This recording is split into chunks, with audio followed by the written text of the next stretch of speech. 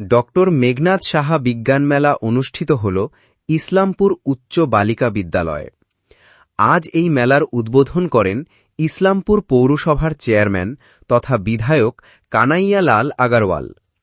এছাড়াও উপস্থিত ছিলেন ইসলামপুর গার্লস হাই স্কুলের ভারপ্রাপ্ত প্রধান শিক্ষিকা মনীষা সাহা, মহকুমা হাসপাতালের সুপার ডক্টর সুরাজ সিনহা, উত্তর দিনাজপুর বিজ্ঞান মঞ্চের জেলা সম্পাদক ডক্টর পার্থ প্রতিম ভদ্র, শ্রাবন্তী কর্মকার, ইসলামপুর বিজ্ঞান মঞ্চের সম্পাদিকা সহ বিজ্ঞান মনস্ক ও বিজ্ঞান কর্মীরা। বিজ্ঞান মঞ্চের সদস্যরা জানান, আজ বিভিন্ন স্কুলের ছাত্রছাত্রীরা তাদের মডেল প্রদর্শন করেন, বসে আঁকো প্রতিযোগিতা অনুষ্ঠিত হয়, সাংস্কৃতিক অনুষ্ঠান অনুষ্ঠিত হয়, সারা দিনব্যাপী আজ বিভিন্ন অনুষ্ঠান অনুষ্ঠিত হবে। বিজ্ঞানকে আরও সাধারণ মানুষের কাছে পৌঁছে দিতে এবং কুসংস্কার আচ্ছন্ন দূর করাই এই লক্ষ্য।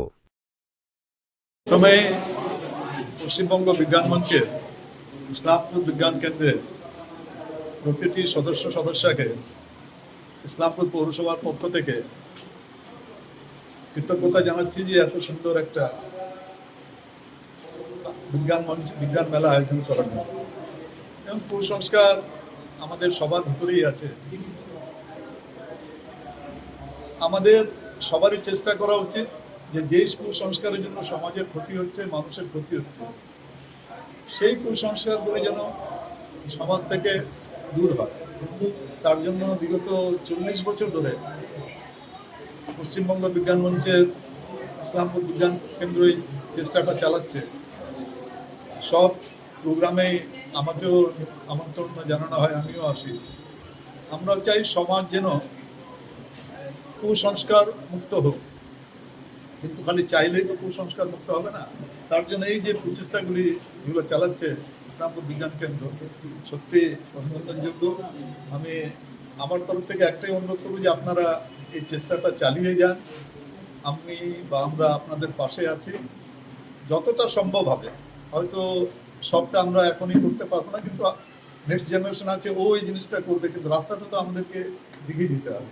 সবাই আজকে যারা উপস্থিত ছিলেন ইসলামপুর বিজ্ঞান কেন্দ্রে ডক্টর মেঘনাদ সাহা বিজ্ঞান মেলায়, সবাইকে পৌরসভার পক্ষ থেকে অনেক অনেক ধন্যবাদ।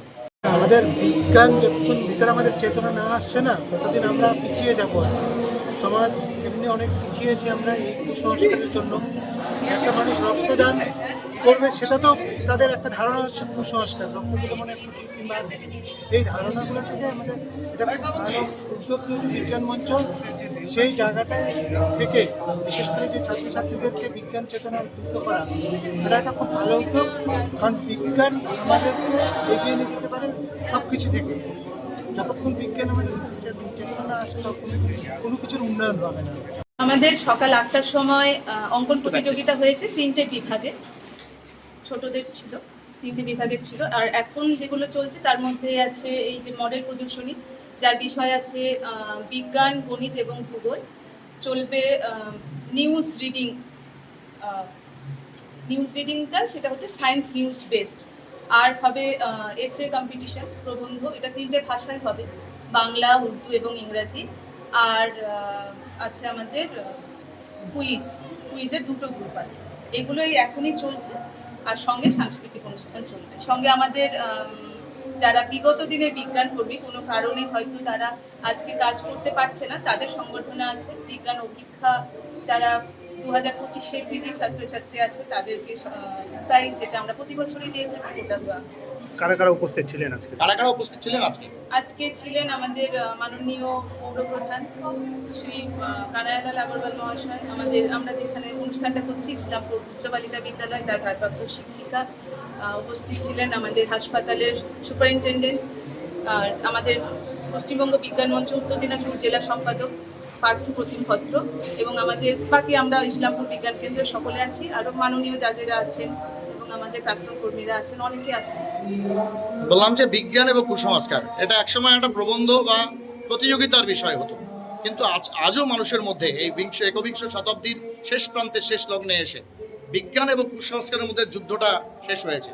অন্তহীন যুদ্ধকে শেষ করতে বিজ্ঞান মঞ্চের আগামী দিনের ভূমিকা কি থাকবে? আমরা শেষ হয়নি, একদম মানে তৃণমূল স্তর পর্যন্ত যদি আমরা যাই, দেখবো এখনো কুসংস্কার আছে এবং কুসংস্কারের বলি হচ্ছে মানুষ। ডাইনি বলে আমাদের এদিকে চোপড়ার এদিকে গ্রামগুলোতে ডাইনি বলে গ্রাম থেকে বার করে দেওয়া হয়, মেরে পিটিয়ে মেরেও ফেলা হয়। আমরা যাই, পৌঁছাই, কখনো দেরি হয়ে যায়। এখনো সাপের কামড়ে ওঝাকে ছাড়ানো হয়। নির্বিষ সাপই বেশি, কিন্তু মানুষ তো বোঝে না, বিষাক্ত সাপে তো ওঝাকে নিয়ে যায়, যতক্ষণে আমাদের মহকুমা হাসপাতালে আসে ততক্ষণে রোগী মারা যায়। এই সচেতনতাগুলো আমাদের এখনো বৃদ্ধি করতে হবে। তো আমাদের যত বেশি সংগঠক বাড়বে, কর্মী বাড়বে, অল্প মানুষ তো বেশি জায়গায় ছড়াতে পারবো না, বেশি মানুষ যদি আমাদের সঙ্গে কাজে যুক্ত হয় তাহলে এই সচেতনতা ছড়াতে পারবো। আর আমরা একদম বিশ্বাস রাখছি যে তৃণমূল স্তর পর্যন্ত যে যে জায়গায় কুসংস্কারগুলো আছে সেগুলো সরিয়ে ফেলতে পারবো।